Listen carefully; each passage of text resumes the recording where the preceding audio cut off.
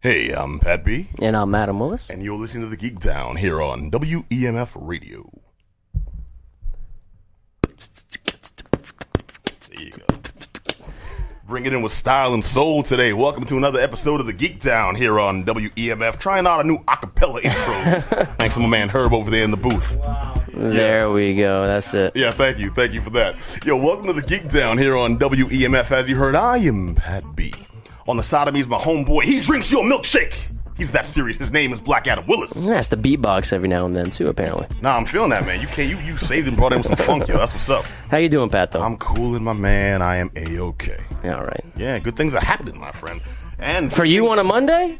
I know, that right? That can't be true, though. Dude, it's like, I swear to God, man, tomorrow I'm going to get hit by a bus. Yeah. Mm-hmm. Look at cut your dreads off on the train or something like that. That is a fate worse than death. Don't say that. All right, but in the house I'm looking around at all these smiling faces. Well, except for the one dude on the side, he was like scowling. What you hating for, brother? I ain't scowling, brother. I'm trying to drink my soda in peace. Say that now. I'll put you on the spot, yeah. The voice you heard right there is my homeboy, JM. Peace. Glad to be here. This is the second week in a row. This is the first time I did a back-to-back show here. I'm glad to be here. Can't get rid of you, yo. Place is crawling with Negroes all of a sudden. All right, looking to the left, we have the most electrifying man in show business. You know him as Amy McCobb. What's up? Hey, How you doing? How you doing? All right. And looking across the table at these lovely individuals I have on the side of me, I have across from me. Hey there. My name is Tom. And I'm Lainey. Tom and Lainey, fabulous under pressure. All right. Now, very happy to have you joining us. These two are members of Schooltree and bringing us the latest and greatest bits of info on their now very successful Kickstarter for Heterotopia. Rock and Rock Opera, which we're looking forward to hearing some tidbits from later. And we'll get the inside stuff and the skinny from you gentlemen and ladies later on in the show. Sound good? Sounds good. All right, solid. Before we jump in, let's give a shout out to the man who normally keeps it sounding crisp and delicious before turning volume knobs and all types of switches and things up and down. I'm talking about you, Herb. What's good? What's happening, brother? Doing okay, my man. We actually stole his mic, I think, for the night, too. We have so many people in the house, we have to cut people off. Don't nobody need to hear that jive sucker talk, man. He just needs to look pretty for the cameras. That's what it is. All right, but no, we have an action-packed, fun-filled show for you as always. We have news, we have reviews, we have the final wrap-up on the Boston Independent Film Festival. Yeah. We have the breakdown on Schooltree's latest events, and dude... You're saying you got, Civil War. Like Captain America Civil War. I have so much to say. Who else somebody got to see it? just hug Tony Stark. I seen that joint twice, son. Twice. I can't wait till I'm probably the only person that didn't really like this. Oh, you mother! Don't see, yo, like that. Everybody's like, Lainey, lock the door. Tom, get a rope. All right. But no, we'll actually be joined by my homeboy Billy, Kaiser Soze himself, in a couple of minutes. Looks like he just got in the house. So, actually, you know what? Since he is here now, once he takes a seat, let's jump right into the Independent Film Festival stuff, man. I want to find out what was good, because you gave kind of a depressing breakdown last week, man. Well, you wasn't didn't a like what you depressing saw. breakdown of the festival Bruh, itself, you because the depressed festival me. is... I was like, tell me about some independent film. You were like, Pat, there was death. You don't know what I've seen. Yeah, that's how it started, actually. Like, describe it. It was a bit like that. It wasn't the festival itself. The festival itself is run beautifully, and I'm glad we have my friend Billy here. How you doing, my friend? It's good to see you. I'm out of breath. Yeah, out of breath. He's okay. ran up the 6 flights of stairs to get here welcome. to cover this stuff. But yeah, last week we did cover a few movies, though. The Hollers, which was bad, and then The Eyes of My Mother, which was badly messed me up. It was a good movie, though. Which movie? What was the second one?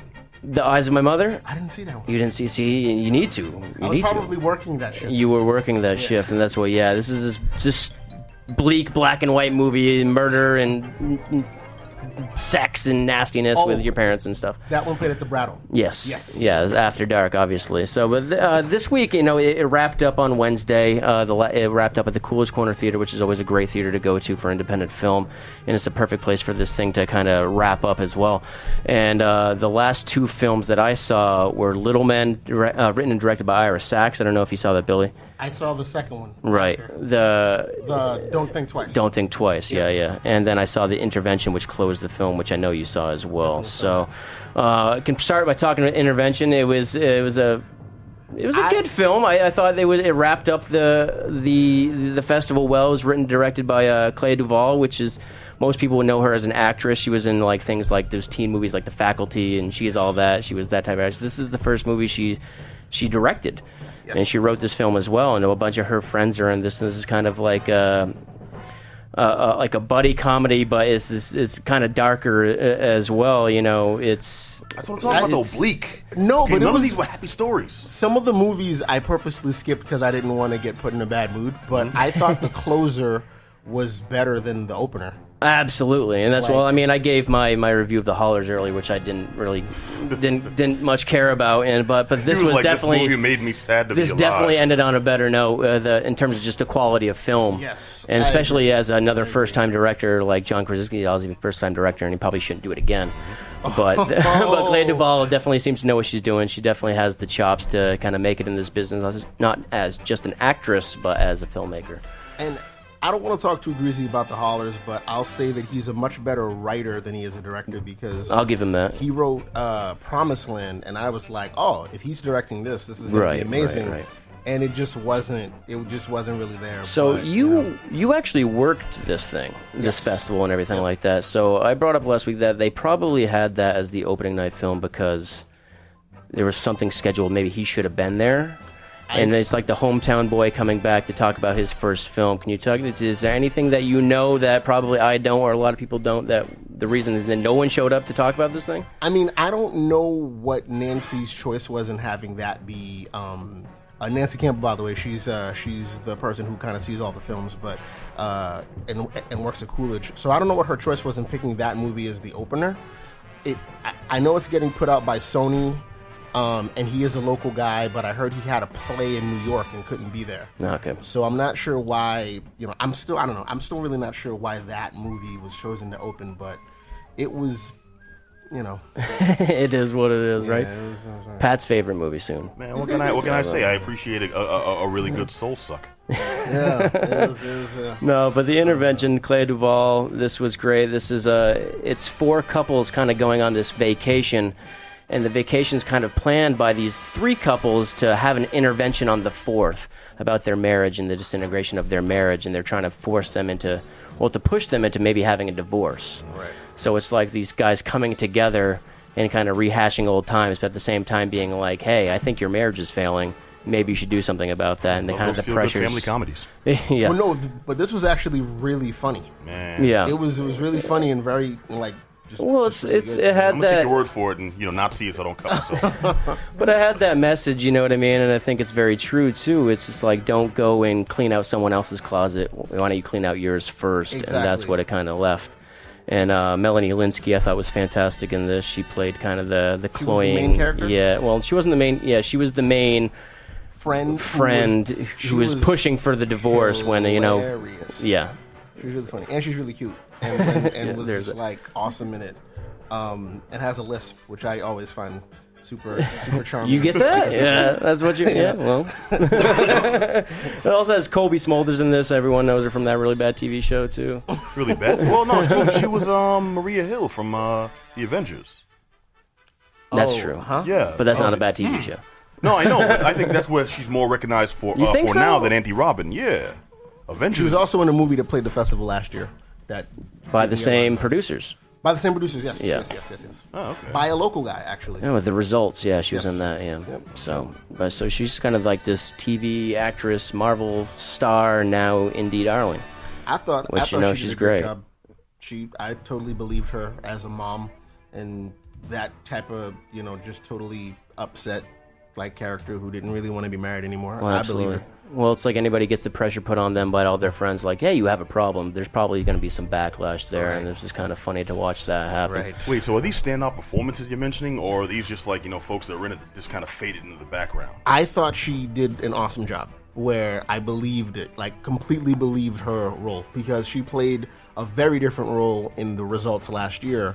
Mm-hmm. And I just thought, when she performs, I totally believe who she's performing as. Wait, so did we actually find the movie that you'd recommend? Well, yeah, I totally recommend the closing film. The opener, I don't. No. Okay. Yeah, the opener I don't think was that good. Don't Think Twice was the one that played before the opener. Yeah, the why night don't you go into before. that, because I didn't see that one. I saw the one before that. It was like kind of a double feature. I kind of had to get out of there a late night for this. So this movie Don't Think Twice had Key in it from Key and Peele, right? Yes. So you saw the first one, which I purposely skipped because I thought it would be depressing. The second one, Which I it saw, was, but it was good. Yeah. which was a comedy. It's about. I mean, I've probably got a little bit of bias to it, but it's a comedy about this improv troupe in New York, where you just kind of see like different dynamics where one of them ends up getting on a Saturday Night Live type of a show, and you see how all the different people in the troupe kind of react to it. One of them is his girlfriend, and another one is the guy who brought him in, who basically was the improv guy who said, hey, you want to be in this troupe? And he's the oldest guy in the troupe, and he's never really done anything. And the guy who gets it, what's his last name? Jordan Key? Or no, Jordan Peele is the other one. But Yeah, it's Keegan-Michael Key. Michael Key, yeah. He's the one who ends up getting on the SNL type show, and he just kills it. You know what I mean? Like, it's really funny. It's a if you know anything about improv troupes, it's very realistic. So it's just kind of like the friends reacting to someone else's success. Is that Exactly. it is, and kind of the bitterness that can kind of and not just bitterness, like necessarily. Some people just aren't. It's not for them. They're not really into fame, and people think that like if you get into some type of an improv troupe or some type of like it's like a person who like if you want to be a film director, everybody might think, well, why wouldn't you want to be in Sundance? Why wouldn't you want to get an Oscar? Why wouldn't you want to get this, that, and the third? And some folks might just be like, I'm just happy making movies. I don't care if just doing it. You know what I mean? Doesn't need the accolades or everything like that. But so I totally recommend that. So- And it's a fun movie. So you saw certainly probably a lot more films than I did. You know what I mean? So while we have you, what was the best film you saw? What was the strongest film you saw? Best movie I saw, Night 2, was called Seed. It was a documentary about basically how I guess 80% of the seeds in this country or in the world are basically gone. And like different people from different parts of the world, people in Hawaii, people like Native Americans, people in Africa, people in India, they're basically trying to have like seed banks where they can, like replant like certain things around the planet. To try to get like, it's basically like an anti-GMO movie. Right. And I loved it. I thought it was amazing. So a documentary feature too, yeah. They did a lot with documentaries. I thought this festival, and too, a lot more than the narrative features like that, which was still great. And I thought it was a great festival from my perspective. Obviously, you worked it. You got to be, actually part of it right now. So, of course, you're biased. But I also think it is amazing. I've been to festivals that have sucked in the past. Yeah. And this is a very well-run, put-together festival. Yeah. 14 years in a row now. This is kind of, it's starting to gain traction. I had so much fun. I thought the parties were great. It was, everything was done really well. And yeah, I think I saw Little Men before the one you skipped. It's from Love Is Strange director and writer Ira Sachs, which was fantastic. So once again, you kind of can go into this festival. You don't hear about a lot of the films, and then you kind of watch some that you didn't know you were gonna enjoy as much as you had, and you walk away elated. Absolutely. So I'm glad to have you on and to talk about this. I can't wait to pick your brain more. Oh, and go see Wiener, folks. That'll be in theaters soon. Go see that. It's a documentary about Anthony Weiner. It's hilarious. They couldn't get a better name for that? Perfect title. Also, High Rise. High Rise, which is actually on demand right now. Yes. Actually, you can get that, which is the reason I skipped it at the festival, which was there. I skipped it so I could watch it at home, yeah. That's going to be in theaters High soon. Rise was incredible. Yeah, it is amazing. It is good. Looks awesome. All right. Yay. Okay, thank you for the breakdown of the Boston Independent Film Festival. Independent Film Festival of Boston. Independent Film. Okay. So thank you for the breakdown on Sundance. So where can cats actually check out some of these films if they want to follow Who up? knows right now, man? Like we said, High Rise played. You can get that on demand right now. Some of them coming out in theaters. I know they just bought a few of them. There's Morris from America is going to be out eventually. You just pay attention. You know what I mean? Pay attention. If you're into independent film, you'll know. All right, be aware, y'all. Thank you very much. Thank you, Kaiser. And Amy McCobb for jumping at the end there. Right now, I had to chime in on the Tom Hiddleston. I'm sorry. No, it's okay. We know how much you love his Loki. I don't. All right, but now let's jump into some news real quick, because, dude, some of these things really got to me this week, and this last week and the week before, just except my sensibilities. But the first story. I'm sorry, I got to prime myself. Utah declares adult material a public health problem. Adult material a public health problem. Well, the governor of Utah does. Yeah, that job, motherfucker. Governor Gary R. Herbert has signed a resolution portraying adult material as a public health concern akin to alcohol and tobacco. Now, for creating a sexually toxic environment. Now, this extends beyond like the obvious pornography to anything from like R-rated movies to risque literature. Yeah, I know, right? Well, I'm banned. Now, as a result, a movie theater in Salt Lake City, Utah, is currently being fined $25,000 for showing Deadpool. Oh, yeah, one of the most popular movies this year. Now, because the movie itself shows simulated sex and nudity. And serving alcohol. It's one of those theaters where you can actually buy a beer while you watch the flick. And have 5 wives, though. I know that's how you gonna corrupt America, because they brought us to a terrible time with Happy International Women's Day. Oh dear God, so much pain. Sorry to stop you, but is it like we're stepping in a time machine right now of like the worst possible way? It's like Back to the Future, but like it sucks. I try not to think about it. Man, Back to the Future was awesome. I'm just saying, but it's come on, man. You know what I'm saying. You know what he means. Stay on point. We're talking about. This is so like. I remember. Yeah. I don't Well, no, know, it's man. like somebody went back in time. Gil Gerard ejaculated in the primordial ooze, and then came back to the future, and now Senator we have Joe Trump's McCarthy America. is still shaking somewhere, like Exactly. going nuts. You know. No, Homer Simpson went back and stepped on a butterfly, and now we have crap like this happening. Yeah, exactly. Okay, now dig this. The theater isn't completely without teeth here. They filed a suit in federal court arguing that the statute is unconstitutional. So it's currently ongoing with litigation. But if they should lose, this type of legislation could spread to other states. So now it's like a this big was example. I think this is one of the plots for South Park, Bigger, Longer, and Uncut, wasn't it? You know, once they showed Terrence and Phillips asses of fire, you know what I mean? They all of a sudden started raining on Canada, and they took over, and that was the end of it. Right? All a bunch of naughty words, words, and some sex. You know. Yeah. I mean, the thing about the whole thing is the whole thing's garbage. I mean, Herbert has this whole this there's a controversy behind this guy. The fact that he's been taking kickback money, donations to his campaign for time with the governor. Wait. Kid you not. Kid you not. Hold on. Let me finish. Politician? So let me finish. The funny part is that he's trying to do some cleanup because he's getting a lot of blowback for this whole R-rated censorship, blah, blah, blah. So there's this woman who took the Facebook and Twitter and the internet named Melissa Sue Butler, who's just been calling him out on just his dirt about how he's been giving lobbyists more time for him, granting an audience with the governor because they've been giving tons of money to his campaign. So this joker, in order to alleviate some of that, showed up to her doorstep to visit her and her family to be like, hey, let's talk about some of the issues that you have about education, about some of the financial issues you're addressing about my campaign or whatever. Like that? So he showed up like, let's talk about some of these issues, lady. No, bro, I got a picture right now. You could tweet it, you could Google it. That he apparently took a picture of him and her family. The whole smiling with the 2 kids and everything, hugged up with her husband, saying the governor's been to our house with the smile and everything. He put it on his Twitter as a means of trying to get good publicity, but he's so full of garbage. It's ridiculous. Yeah, well, I mean, obviously that garbage worked. Somebody voted for him. He's been in office since 2009, man. So you're right. He's been in office since 2009, but we'll see how this goes, man. Yeah, we'll see how this goes. This is ridiculous. At some point, folks voted for Ross Perot in the history too, man. So man. there's no account for taste. Billy, what's up? There's no way this will pass. You say that. I just don't buy it. I just don't see it happening. You have to try to believe. You have to believe that. We say right? that You about have a lot to- of things in America. She's right. We have folks who shot down gay marriage, who are trying to legislate illegalization of interracial relationships. Right.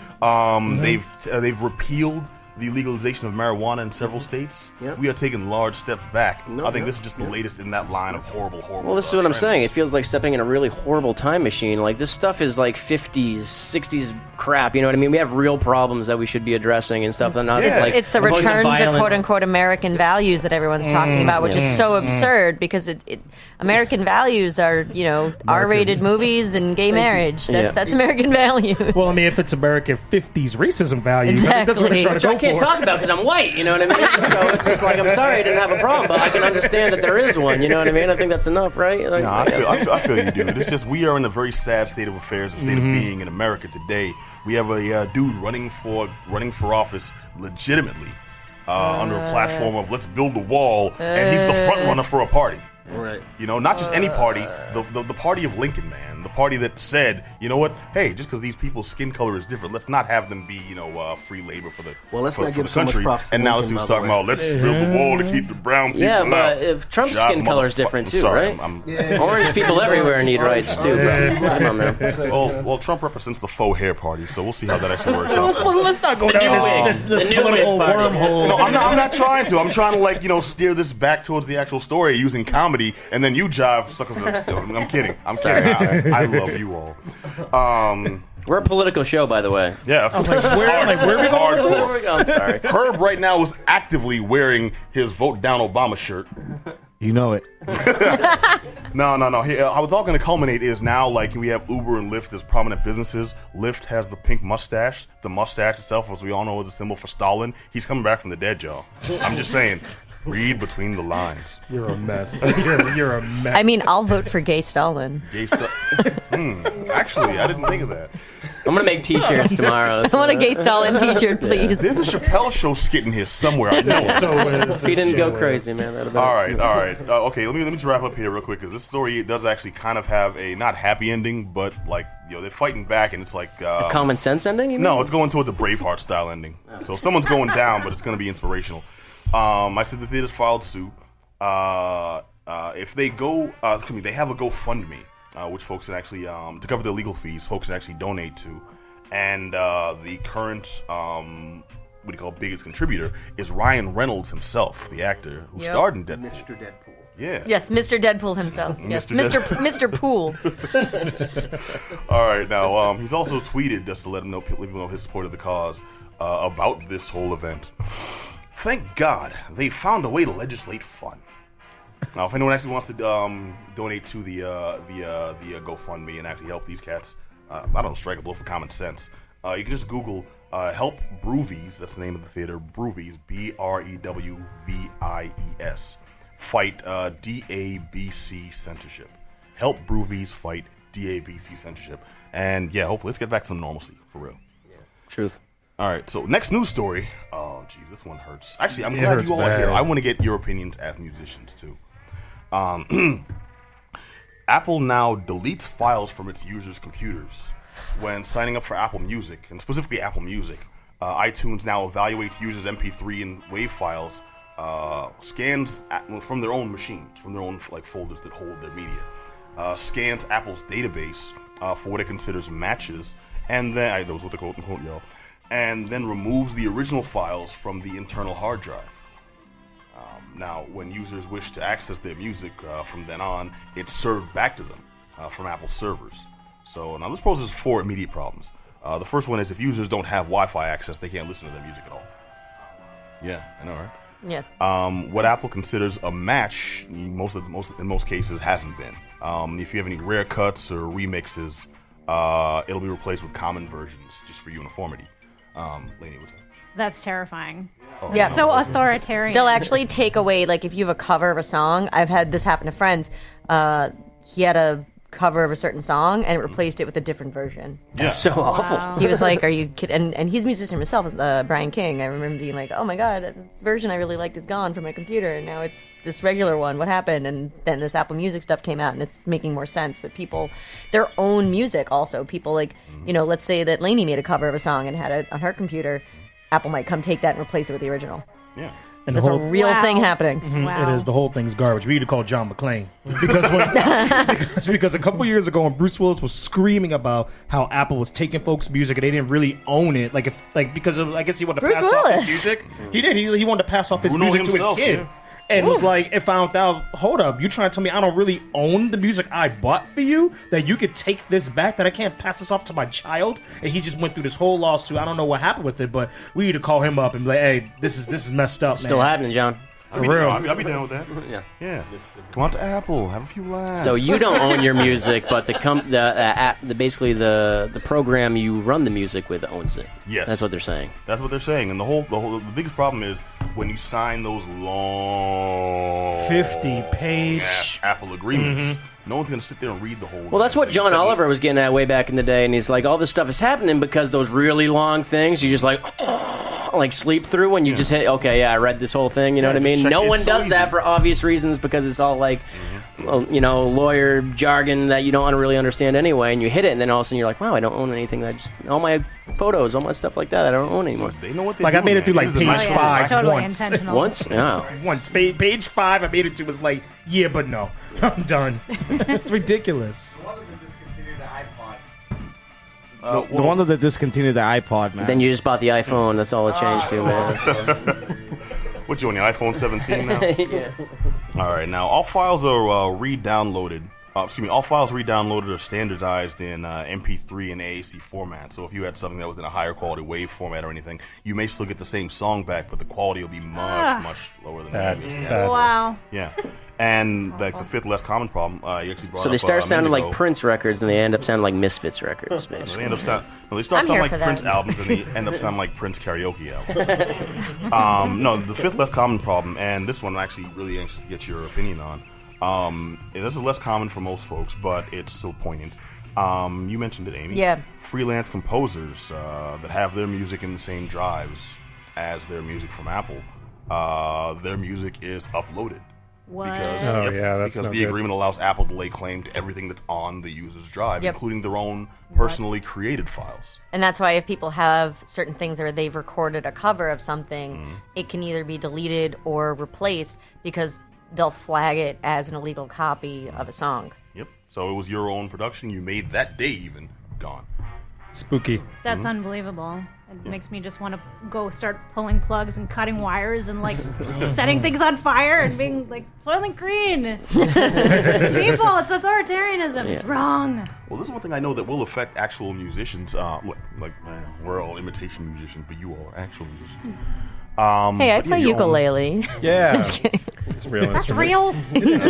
So how do we get around this? Yeah. That's what Tiny Tim said. So how do we get around this? You just don't use Apple? Is that what you know what I mean? What? Hey, I've gone a long way. I've gone a long time without using Apple. I get made fun of a lot for it, but you know what? No one's stealing my music. I got my BlackBerry phone. I got Android phones. I've got my compositions on SoundCloud, not through iTunes. And, it's worked out for me before. SoundCloud and Audio Boom, where you can also hear the uploaded Geek Down archive tracks. Check for those No, you're online clamoring for on our those. social media. Just saying. But, yeah, litigation is being pursued. Let me wrap up here because action is being taken because several complaints have been lodged by irate users, understandably. But the Apple Music agreement is like an airtight. Well, not airtight. I don't want to say that, but it is a pretty solid contract that grants permission and supposedly absolves Apple of any perceived wrongdoing. The action is being pursued. Meantime, users should just read their license agreements and wait for the follow-up. There's not much cats can actually do right now until this is resolved. Yeah. But be aware, for the love of God, please. Well, in the meantime, I just feel like the dude from the Lebowski. Like, this will not stand, man. This just will not stand. Like, I don't know what else to say other than this is ridiculous. Yeah, it seems so obvious, and that's just a bad, way to go about things. But I hear you, dude. I mean, the thing that makes it so horrible is the fact that they keep pressing and pushing this damn Apple Music. I never bought into Apple Music. I think it's ridiculous, personally, to sit there and pay you $9.99 a month for me to rent your music, and then to turn around for you to then steal mine and claim it's yours. It's just mind blowing. that's mine now. That's mine. Exactly. They poured so much money into the advertisement. You got Mary J. Blige on TV and all these other Mary musicians J. and needs the actors money, yeah. pushing it. I'm mad. She's trying to get that money. But it's like you got every time I turn the TV, this is Apple freaking Music ad. When I open up my own music on my iPhone, this Apple Music ad, I'm like, dude, I'm not gonna get it. I'm not gonna pay you money to rent music, and just to hear that is garbage. I know a lot of people who bought into it, who are buying this, who are subscribing to this Apple Music, not knowing this is happening. Yeah, it's horrible. Yeah, Came in like, run your creativity, son. Pretty much. Yeah. Nah, you know what, man? It's enough to make cats run screaming the title. Yeah, I know, right? Then lemonade, right? That and lemonade. Just a rock in a suck ass place. All right, so next news story. I just want to touch on this one real quick because this one was actually kind of I don't know. I look at it as a feel-good story mostly because I'm into these things. It's weird, but all right. It's an interesting one. Dig this. The rapper Nas. Speaking of needing money. Yeah, for real. That child support. Yeah, that child support. The rapper Nas has teamed up with Sony Marketing for a Ghostbusters-themed clothing line. I'm so here for this. Now, the Nas X Ghostbuster collection will feature designs from Nas's personal clothing line, History, itself themed around growing up in the 80s and 90s. And it'll include pieces from different companies that produce different types of clothing. So, New Era for hats. Fila, yeah, that's right. They're still around, y'all. Ever I Fila love for Atlanta. shoes, yeah. Monster for headphones. Italia Independent for eyewear, glasses and such. And Tokyo Bike for bikes. Like it's not just clothes. I'm just trying to find out what happened to Carl Kanai. I mean, if he's He went down with Pele Pele. What do you mean? James cross colors. Like, what's going on? James looking for Carl Kanai. Check your local Waffle Houses and Denny's. So good. So good. No, my favorite jeans in high school were Carl Kanai, man. That felt big for me to say. No, but Nas is doing a lot of stuff. I mean, History clothing is kind of taken off. It's getting in a lot of stores. I know he's and I pick on Nas because he seems to have his hand in a lot of stuff now, and he doesn't have to pay off the child support and all that stuff like that. But I just like hey man, Khalees didn't sing those songs for nothing. Yeah, but he's got this. He owns like half a sweet chick now in New York. This like fried chicken place, and he's just got his hand everywhere like that. But, good for him and Ghostbusters because this will actually work. I think you know what I mean. So many Ghostbusters fans. He's in the clouds, man. He's like one of these things has to pay off. And the cats he's working with, like I have Monster earbuds, and they are pretty good. They're pretty good for some cheap but effective headphones you can actually pick People up. buy brand name bikes. I guess. Yeah, Dude, I guess, but like those are like absolutely. serious cyclists. But like, don't get last bikes. thing I remember was Huffy. Okay, Yeah. that's how I You don't know I am. Schwinn? Which bought out. Schwinn is older than Huffy. Come on, baby. But nah, it's like this is just. I'm happy to see him doing things. It's not exactly the realm of hip hop. I'm wondering how this actually came about. But he has a promotional video. It's pretty cool. It was a nice video. It's not bad. The only thing I find suspect about it is you don't see the clothes. The only way you can see the clothes is when you watch the video. He's wearing a few pieces. We all know what happened when Kanye made a clothing line. Oh. Yeah, but that would. Actually, wait. We talked about this. What did happen? You were Kanye coming out with things like I specifically mentioned leather print gloves. Okay, Pat's trying to shade me because I would buy leopard print gloves. But I don't want the potato sack with moth-eaten holes that Yeezus put out. $900, please. Yeah, seriously. Man. I mean, I'm just saying, y'all probably should be talking about Kanye's line. The last thing I need him to do is come in here and start screaming that none of y'all got the answers. The last time somebody talked about his clothing line, nah, man, he cussed him out. So they ain't got nobody's answers. Nah. If Kanye's want to come here, I'm happy to interview him and offer him some fish sticks. All right, so now, while no designs have officially been released from Nas's line, a YouTube trailer we mentioned that features Nas wearing the clothes and talking about the clothes is the best way to get the inside info. Check out what his goals are and things. And it's only going to be released in a few certain places. So the video right now is the only place to really see some of these designs. It's all T-shirts and some light jackets and stuff. So it's not going to be anything too outlandish. But I want to see what he's coming with bikes because I also feel like at some point this was offered to Dave Mirra before he unfortunately passed there. Yeah. So it's just like I would like to think that this is maybe worked out for him like a George Foreman situation. Hulk Hogan didn't answer the phone, so the girl went to George Foreman and made his thing. Yeah. Dave Mirra wasn't available, so they went to Nas. That's the next logical choice. Of course. I'm big on hip hop. I'm gonna check this out. Are you all consummate hip hop fans? Are you all mild hip hop fans? Mild, yeah. Okay. All right. Not picante hip hop fans.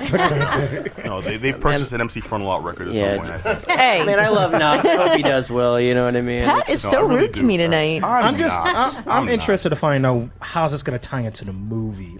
I'm Choose not the form of seeing your anything. destroyer, and it is what? fashion. No. All I is not suspect is Nas will do a remix of Get Involved by Bobby Brown. He'll just make Nostradamus 2. Yeah, like you would. And then everyone kills themselves. Oh man, no. It'll be Nas playing the Keymaster. You're going to see Slimer dabbing. I mean, what's going to happen in the video? All right. If anyone wants to follow up on this, the official launch events will be held at luxury stores because that's for Nas, right? on May 14th and May 17th. The 14th will be in Los Angeles. The 17th will be in Paris. And then after that, dates to be determined. We'll release these to the public. I imagine it'll be a co-release with the actual movie premiere. So yeah, check it out. It's called Nas X Ghostbuster, the clothing line. Boom. All right, now we've dawdled long enough. I'm looking across this table at Lainey Schooltree Hello. and Tom Collins, thank you, baby. Like That's the his drink. real name. Like, no, it is. I was about to be like Tom, no last name given. We also call him Todd, and sometimes we call him Tad. Among other nicknames Three that are names. not appropriate. So Lainey and Tad Ghostal. Yes. Yeah. Tad Ghostal? Yeah, I'm taking that. go for it. Is that mine? No, Okay. If I pay you. Denied. that is space You just Ghostal. steal it like Apple. space Yeah, so- All right. But no, give us the lowdown. These fine individuals are actually here to talk about some serious stuff, not make fun of our general modus Show, operandi. yeah. Like we do. Yeah, well, so we just ran a Kickstarter for a rock opera that we've been recording over the last year. It's as a concept double album. And the Kickstarter was successful. We raised a little over $20,000. Yeah. Yeah, and so we're releasing the album this year toward the end of the year, along with a book. And the book is sort of a graphic novel style, but it's a little bit more scaled down. And we're trying to It's like a companion piece to the work. yeah. Basically, I'm calling it the illustrated libretto. So Okay. it's all of the song lyrics and action and stuff, and the illustrations also will tell the story completely. So you wouldn't necessarily have to read the lyrics or the libretto to see what the story is. You can follow along. It's like your comics are being illustrated by some rockin' tunes. Yeah, exactly. And it won't be as corny as me saying rockin' tunes. Okay, now I know next to nothing about rock opera. My exposure to rock opera has been like an awesome episode of home movies. You ever seen Quadrophenia? To be or anything? fair, the Kafka opera is particularly good. It is It- amazing, actually. I was really impressed by that episode. All right, I'm glad you all know what I'm You talking ever seen the about. too. I fuck with Quadrophenia, a lot The of Who, it. or any of the rock opera I've stuff? heard Yeah. things, but then again, dude, think about who I am, okay? It's polka all day or nothing. Really? It's better than my joke. All right, Polka but core. That's a thing. Which I believe it. Gotta be. I rock my everything's No, a thing now. That everything's can't be a a thing, damn yeah. thing. Come on. You can't say anything core and not be like, Not be Google it, taken. it's fine. It's on I MySpace think page. the worst, which is the worst, which is blasphemy coming from someone from Massachusetts who also is into metal, is metalcore. Because it's like, no, it's the crux and the purity of it. It's like, no, Yeah, it's it's just metal. What's redundant, wrong with isn't you? it? Yeah. It's So redundant. yours is Yeah. what is it called? The heterocore? Is it Heterotopia core. heterotopia core? It's rock opera core, actually. Right. Opera core for short. All right, There well, you no, go. what inspired this? Because, like, tell about it. You had an album first before it was the inspiration for a rock opera. Well, no, we released an album and it was very like sort of theatrical styled, and people were like, "Hey, you should make this into a rock opera," and I was like, I'm just gonna write one. Ah, okay. This is me failing at research, yo. I did spend a lot of time researching. Actually, it's very literature inspired. I'm a big Tolkien fan. Yeah. Woo! Yay! Dante's Obviously, no Inferno. one else in here is. Yeah. Certainly not me. Also I don't huge- know Elvish. I'm also a big Buffy the Vampire Slayer fan. So it was very like hero's journey. Like I kind of studied a lot of different heroes' journeys, and Joseph Campbell's book, Hero with a Thousand Faces, was a big inspiration. Yeah. All right, cool. I'm a little bummed that you didn't say that before. One of the news stories that I actually passed on today was Buffy Sarah Michelle Gellar reprising her role as Buffy. What? And Movie Yeah, what, for or Netflix? TV? Well, yes and no. It'll be Buffy, but it's more for science. It's like a Neil deGrasse Tyson type project. Beautiful. Yeah. Or sensational, as Future would say. Well, I don't know. It was like casting news. I figured it wasn't as big as the Apple story or the and plus we only have a limited amount of time because we have tons of material tonight, you know. But see, now next time I will confer and get that lowdown information beforehand. But okay, so these are the inspirations, dude. I want to know what. Okay, no, first of all, Tom, you've been kind of quiet over there. I'm really quiet. I'm the drummer, so I'm used to just hitting stuff. If you want me to hit stuff, I can do that. Yeah. You Oh, do got a yeah. set out there. Adam owes me like $5. How do you get the drummer kicked out of the band? You know, hey, I got a song. You know, right? Ouch. I'm crying over here. It's a Dave Grohl quote. I'm like, So the Kickstarter's been met. What's like the next step for you guys? Well, right now we're mixing, and we're about to mix. We're doing our first and second passes of all the songs. So there's 24 tunes. So it's a double album. It's over 100 minutes long. It's a lot of music. So we've been mixing for 4 or 5 months, I think. Now we've been mixing, maybe not that long, but we have been mixing for a few months. Sure. So we're about to mix the last song, and then we're going to do another pass of everything. We scheduled mastering for June 21st and 22nd. It's going to be 2 full days with Jeff Lipton. And I just started working with the libretto illustrator for Reels. So she did a lot of concept art for the Kickstarter specifically. So if you go on that page, you watch the video, there's a little sort of pseudo-animated section of the video that kind of tells the basics of the story. So she did that artwork. And so now we're kind of working on, honing that aesthetic. And I have in text panels that tell the story. So she's going to do a full page of artwork for each scene or thing that happens in the plot of the story. And that'll be either a static image or it'll be segmented sort of in the graphic novel style. But we're also going for a sort of Art Nouveau sort of vibe with it. There's some samples of that artwork on the Kickstarter page, too, if people want to check that out. So do you feel any added pressure now that the Kickstarter's kind of come through? Because $20,000, it's a lot of money. So this is a lot of people are kind of getting behind this. Do you feel any added pressure, that you didn't have before to put out something fantastic? Interestingly enough, I feel a lot less pressure because I funded it. I got it as far as I could with my own money. I spent all of my savings. Everything I had, I put into it, and it was just sort of one of those leap and the net will appear sort of things. I was well, I will have nothing. And it's like Indiana Jones at the end, doing the leap of faith. Sure. Yeah, so now that we have the money, it's I already did I've been working on this for about 3 years, so I already did all this legwork to make something that I wanted to be proud of. This is sort of the thing that it's cool if I die after this. I don't plan to necessarily, but it'll be fine because I did this thing. Right. I can die now. That's not morbid the best way to at look all. at stuff. So that's already all set up. So having the money just means that we get to finish it. Well, people are actually into it now too, so I guess that does relinquish. Yeah, some you've been stuff. giving folks a taste of this now, right? Yeah. Yeah. Okay, so what's been the general response? People seem to be pretty interested and excited. Yeah. All right, any crazy fans coming up? Oh my God, you did that thing where they sang. And it was opera, but it also rocked. Well, there's no opera. Well, he's just quoting our show, actually, when people listen to it. Yeah, well, that's what I say when I go up to people and sir, this was hip hop. You should leave. And then I feel bad, and I say, no. It's you've been exposing folks to this. A little bit here and there. So we have an excerpt reel up on the Kickstarter page. That's just little clips of some of the songs that I had ready at the time when I made the reel. Okay. And some of the artwork. But people really haven't heard much at all, aside from people who are working on the project. It's been very hush-hush? Specifically. Yeah, I haven't really wanted to release anything yet. I kind of want to, wait until it's perfect and ready. No, but that's very smart. You shouldn't go on a public forum like radio or anything to... There is some interesting forum discussion on some of the prog forums. I've noticed people kind of talking about it, and sometimes people are curious about the name, which is one of the reasons I picked it, because it sort of evokes questions like Heterotopia. What does that mean? And some people are like, "Ooh, what is that? The opposite of San Francisco?" I'm hey,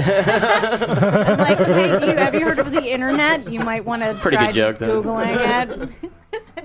It has nothing to do with heterosexuality. It doesn't? No. Oh, well, it does okay. not. Then these next 4 questions I had are It invokes something deep in there. Actually, I have a question. How long did it take to reach your goal on Kickstarter? We did it 30 days. And it took you 30 days to get it? Mm-hmm. Yeah, we met the goal midnight before the final day. Wow. Day, yeah. Wow, that's awesome. It was pretty harrowing. We went over, though. We did go over. Yeah, our goal was 18.8. Oh, so you got $2,000 more? Yeah. Okay. I saw this thing on Kickstarter where a guy got 80,000 for potato salad. So, Oh, that's nice. Potato salad is good though. I mean, he potato salad shot for 70 40. grams can be my really money. good. He shot for 40,000. He made 80, which is bonkers. But I mean, I am. You guys all know the potato salad story? You guys all got one?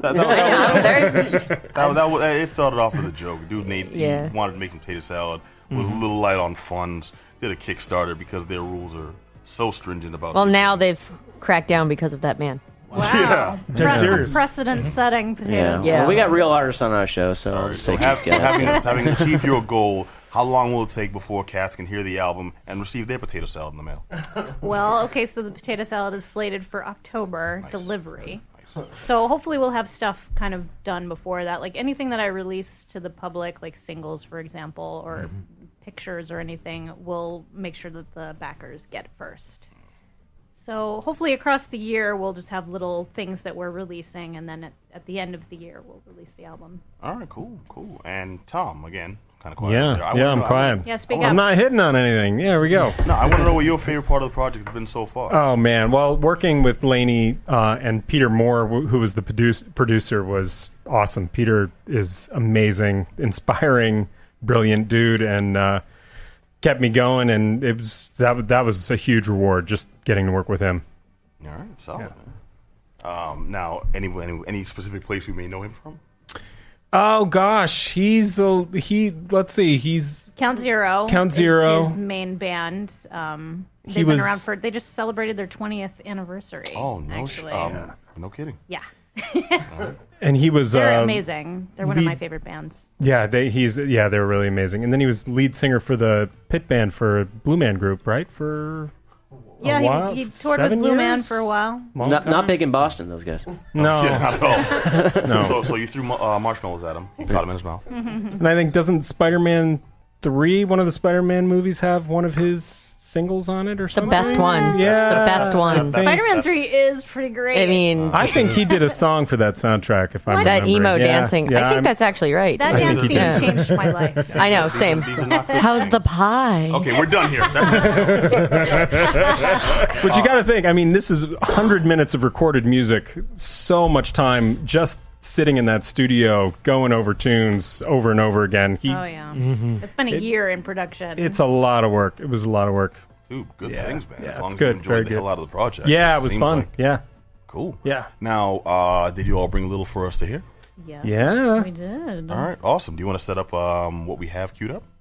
Well, it's a 5-minute reel of excerpts from just a few of the songs, and I tried to pick the hookiest bits. Hookiest? Hookiest, you know. Is that a word? The most hook containing. Okay. Are you going to really criticize me right I don't now? know. Hooky. I don't know.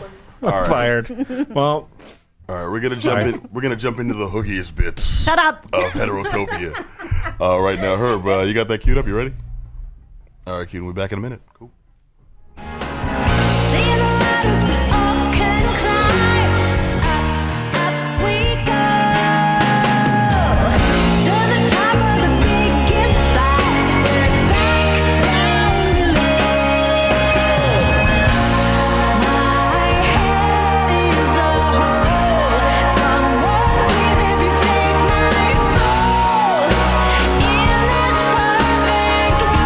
All the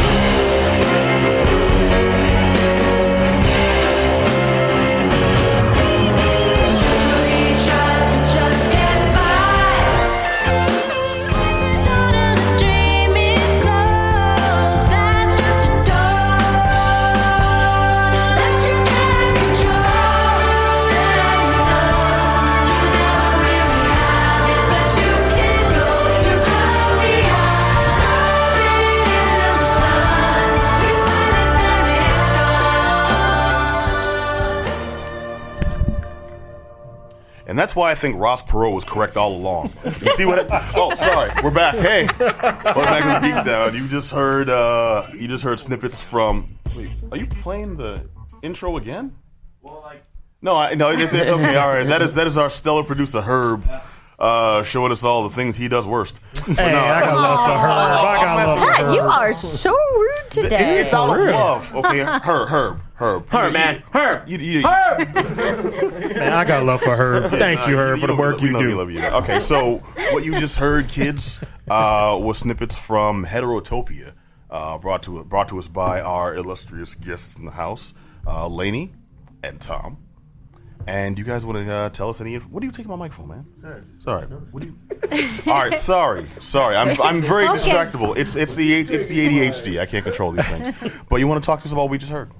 Yeah, so that was excerpts from a few of the tunes on the album. The album is 24 songs long.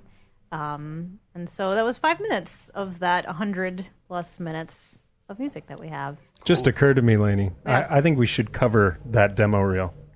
We should cover the Yeah, reel? we should learn it as the reel. Okay, well, That's a deep cut. No, it'll be like a meta closer. It's like, and now you're going to hear 30 seconds of all the 100 minutes you just heard before. That's kind of what the overture. There's an overture that opens it that actually does have thematic material from every single piece on the album. Awesome. Okay, well, talking about the album, where can cats actually follow this progress? So when it's actually released, they can, really be prepared to pick it up. Yeah, so you can find us. Our website is schooltreemusic.com, and that has a link to the Kickstarter page, which we're just going to basically use to update people up through the release. And you can find us on Facebook, too, or on Twitter. I'm Schooltree on Twitter. And that's about it. All right, cool. Schooltree, one word. Yep, it's all one word. All right. And Tom, anything for you? Gig Friday. Yeah, we have a show coming up Gig on Friday, come out. at the Lily Pad in Cambridge. That's in Inman Square. Okay. And it's with a couple other bands, Body English and Strange Changes, and they're both phenomenal bands. Phenomenal. I've heard of Body English. Strange Changes is new to me. I'd like to check that out. Oh, you What might dig time? them. They're pretty amazing. The show is 7 to 10. It's the earlier slot. So 10. Okay, cool. Lily Pad. You know the street address? Google it. Google your friends. www.google. All right, not a problem. And where can cats follow up with you guys and find out what's going on with Schooltree if they want? Facebook, you can like us on Facebook, or you can go to our website, schooltreemusic.com. You could stop by my house. Go over to Tom's place. We can That chat. too. He'll probably bake you something. Yeah, well, No? no. Well, you're just outright refusing? Well, I mean, they can Don't sit mind there. I'm not going to make them. I'll make me something. I'll bake me Okay, something. Tom, Don't go to off- Tom's house. No, Tom's don't- house sucks. don't come over to Check them my out at house. 1616 It's a crappy house. Pennsylvania Avenue. All right, and check out schooltreemusic.com for the latest on Heterotopia. Guys, thank you very much for joining us. Thank you you for for having having us. us. That's cool as hell. All right, now we're going to close out with a review of Captain America Civil War. Eh. The latest in the release of Marvel movies. I got to check this sucker out. It was amazing. Yes, it Blew was. My Oh, freaking I think mind. Adam was saying boo earns. Adam, what? I wasn't booing You it. jive, It was- motherfucker. I trusted you. It was my thing, and I'm going to get this out real quick. We don't get a lot of time. I just want to say, Captain America is the only Marvel movie property thing that I actually really get excited for. You know what I mean? And it's just like man at a time, that kind of look in his face where he's just so kind of let down by the times that he's in now, and he's just put there because he's frozen. And then this movie was just like, after the first two ones were so good, and it's just too many cooks in the kitchen, too much going on, a little less Captain America, a lot more stuff I don't care about, and that's my opinion. But go ahead, man. Man, no, I don't think that's the case at all. I've been loving this since the first Captain America movie, which Okay, I that's went what I'm saying, into- though. Well, I ran into it, granted, with very little faith, and since then, it's exceeded my expectations over and over again. And the concept of that has pretty much set my assumptions and expectations, just blown them away completely. It's like I expected, okay, this is going to be the one that brings it down, and I've never been so happy to be so wrong. I thought it was wonderfully paced. Also, I was a little worried that it would have too much action. I agree. First, I thought it had a really nice sense of pacing, which is something that Marvel movies sometimes suffer from, where they'll be really, really interesting, and then really kind of dipping down. And this kind of kept the pace plot moving at the speed of interesting, if you will. I agree. And I think Adam's assessment, I do agree with your assessment, but I think looking at it from not from Captain America's perspective, but looking at it from the plot's perspective itself, I thought it did an amazing job. Yeah. Even though they deviated on some details, overall the plot was executed very well. Well, look at it this way. You're familiar with the actual Civil War story. It would have been rough to bring Civil War to the screen the way it was. There's too much. I mean, it's huge. One thing I did enjoy was the Spider-Man inclusion, and I didn't think I was going to like that because I'm not a big Spider-Man, especially the last few movies. But the fact that they basically summed up who he is, and how he got there in like 5 minutes, and opposed to like how many movies is spent just doing that same origin story like that. They just did it in like 2 seconds. They're like, it's Aunt May. He got bit by something. He can do this stuff now. He's got this weird suit. We're gonna give him a new one. There you go. Yeah, and it was perfect. Spider-Man. And that's all you wanted. Give me more Spider-Man jumping around. And that's what you got. And that was what was done really well. I didn't think I was gonna like Spider-Man this much anymore, but I do. You're a pessimist, dude. We expect that. I'm saying I like something. You call me a pessimist. Whoa, hey, blowing out levels here. But no, the new Spider-Man played by Tom Holland, for the newcomer to the universe here, who's done. Yeah, no, he was... twink we deserve. Oh, no, this kid did an amazing job. He did. He really blew it up. And the thing is, it's a hard role to take up because it's proceeding two very well-known and fairly well-received performances, not counting Spider-Man 3. And he, I think, nailed it, especially for like a first time being introduced to characters that we've known for several movies. Also, want to call out, you mentioned Aunt May, played by Marissa Tomei. Oh man, she still looks really good. Yes, amazing. The theater just said, I'm glad Aunt May is not like some grandma, like Grandma May. She actually looked like the hot aunt. No, very good job by Marissa Tomei. No reason that Aunt May has to be older. Right. True. I think all the performances were pretty much spot on, which is very hard to do with an ensemble cast this large. And mind you, it's an ensemble cast, even though this was Captain America's movie. That's the thing that's very easy to forget because they have all the Avengers in here, but it was about Captain America and his relationship with Bucky. The actual plot breakdown is political pressure mounts to install a system of accountability. I'll stop doing the voice. To install a system of accountability when the actions of the Avengers lead to collateral damage. Now, the new status quo deeply divides members of the team. Captain America believes superheroes should remain free to defend humanity without government interference. Iron Man sharply disagrees and supports oversight. As the database escalates into an all-out feud, Black Widow and Hawkeye basically pick a side.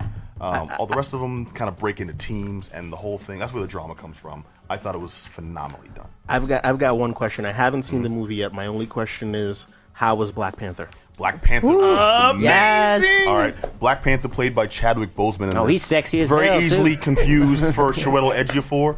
But Chadwick Boseman, you may know him from playing Jackie Robinson in James Brown. He played James Brown too, and he did a great. He played Jackie Robinson in the James Brown movie. Shame on you, man. What? It was he did. He was amazing. I know, but I'm trying to finish a point here, man. You like interjected in things, and now folks are going to think that James Brown was running bases, man. Nah. James Brown was in this movie, though, right? Chadwick Boseman, And who Miles played Davis. Jackie Robinson and James Brown.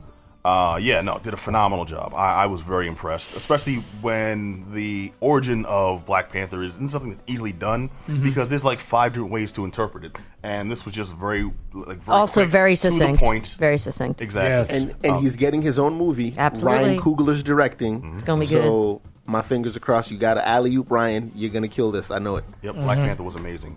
All I can say is this movie earns my highest seal of approval. I will be seeing it again. I highly encourage anyone else to. It was excellent.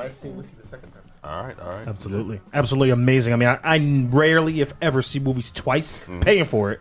I see this movie back to back. Twice. And I'm Loved not trying to hate on it. I did like the movie. I'm just saying I really liked the first two, and I definitely hold them higher than this one. Fair enough. Unfortunately. All right. And I didn't mean to give you stuff, man. You know I'm messing with you. Yes, you did. All right. Well, Always. That's very salty. Hate is holy. That seems to be the mood for you tonight, Pat. Really is. Is that what we're gonna do? We're going to close out with our new theme, Anal Love. Yeah. All right. James Brown was team cap, right? That's where we ended up. All right.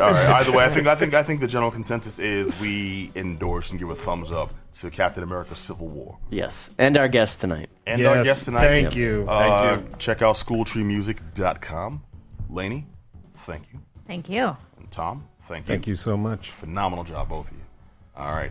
Also, Amy, you had some Yes. parting words for the people, right? I just wanted to give a shout out to Ryan Landry and the Gold Dust Orphans doing a great production right now called Legally Blind, which is a musical mashup of The Miracle Worker and Gypsy. You can get your tickets at Brown Paper Tickets online. It's playing at Machine now through May 22nd. You don't want to miss this. It's quite the extravaganza, let me put it that way. Quite Quite the extravaganza. Helen Keller, like you and she has never seen her before. Yeah, no, I've actually seen this show. If you've never seen a giant prosthetic penis probe an Asian man, now's the time. Now is the time. This has been the Geek Down. On that note, All I'll say for the kids out there is porno kanji. All right. Not in this has Utah, been- though, bro. Right. It's been the Geek Down here on WEMF. Want to thank you all for listening, catching another fantastic episode. I want to thank Amy McCobb, You're welcome. JM, peace, brother. Kaiser Soze. Thank you, Pat. Want to thank Schooltree. Woo. Thank you. Want to thank my homeboy Herbie Herb. Woo. And my main dude who's staying, Black Adam Willis, at one time. Man. All right. Want to thank you all for joining us. Want to remind you, if you heard anything tonight that you want to chime in on, you have any opinions, thoughts, or just questions, you can hit us up at geekdownradio@gmail.com. Also, you can hit us up for, check us out for what's going down with the actual Geek Down progress at geek-down.com. And also check us out on Facebook, check us out on Twitter, on Instagram, on SoundCloud. We're all over the place. You can't get rid of us. It's crawling with Geek Down influence. And also want to remind you all, check us out every Monday nights, 9 p.m. right here on WEMFradio.com. And other rebroadcasts like that there. We'll catch you all next week. Same bat time, same bat channel. Until then, you kids be excellent to each other. Peace.